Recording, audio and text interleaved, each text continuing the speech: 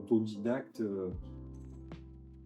est-ce que dans le développement web, peut vraiment faire la différence entre un autodidacte et quelqu'un qui sort d'une école à l'instant T, et avec des technologies qui évoluent aujourd'hui avec l'IA de manière journalière? Jeune, j'ai pas eu cette ambition et cette vision de me dire qu'est-ce que tu as au fond de toi, tu vois. J'ai toujours été bricoleur, ingénieux, curieux, mais pour autant, je ne me suis pas dirigé vers un parcours technique. Je dis pas que j'aurais dû, parce que je regrette pas d'avoir eu ma carrière d'infirmier, mais oui, j'ai fourni beaucoup d'efforts pour me mettre au niveau et avoir des compétences effectives, on va dire. Donc ouais, aujourd'hui, oui, je revendique le fait d'avoir appris tout seul, enfin tout seul, avec, avec la communauté et, euh, et YouTube, parce que YouTube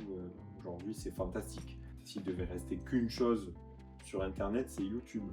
C'est une source infinie de savoir, tu peux tout apprendre. Tu peux apprendre beaucoup de choses, et tout ce qui est technique, je n'en parle pas, hein, le développement, la photographie, couture, la cuisine, c'est pour dire à tes enfants, bon ben les gars, on arrête l'école, on va faire du YouTube 3 heures par jour. Ils en sauraient autant, voire plus, que sur un parcours scolaire. Ouais, l'école, il y a du boulot, mais c'est en cours. Je pense que même le système éducatif est en train d'évoluer et de s'adapter à ce nouveau monde qui nous ouvre les bras. Mais oui, moi j'encourage ceux qui te disent ouais, j'ai pas de diplôme, je suis pas légitime. Si, c'est le résultat qui compte.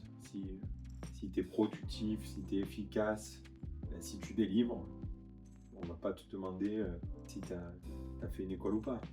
Alors oui, on va dire, ouais, mais les gars qui ont le diplôme, eux, ils ont fait l'effort d'aller à l'école et tout, mais je te parle pas de ceux qui sont pas allés à l'école et qui veulent être calife à la place du calife. Je te parle de ceux qui veulent se réorienter, qui ont vraiment une vocation, une passion. Foncez les gars, foncez. Dévorez les livres, les tutos, et surtout pratiquer. Que en pratiquant qu'on apprend. Voilà, en s'exposant aux problèmes, en résolvant les problèmes. Et c'est ça qui est intéressant dans le fait d'être autodidacte, c'est que tu es dans le concret et dans le pragmatique. Voilà.